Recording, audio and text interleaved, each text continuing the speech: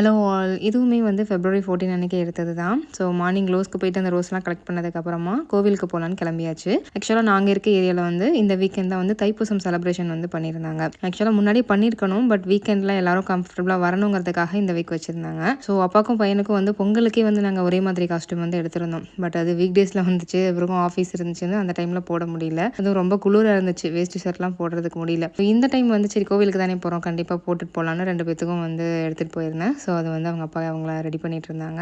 அன்னைக்கு பார்த்தீங்கன்னா பால் குடம் எடுக்கிறது, பன்னீர் குடம் எடுக்கிறது, அப்புறம் வந்து காவடி எடுக்கிறது, இந்த மாதிரி எல்லாமே வச்சுருந்தாங்க. நான் வந்து பால் குடம் எடுத்தோம். 2 பேட்சாக நடந்துச்சு.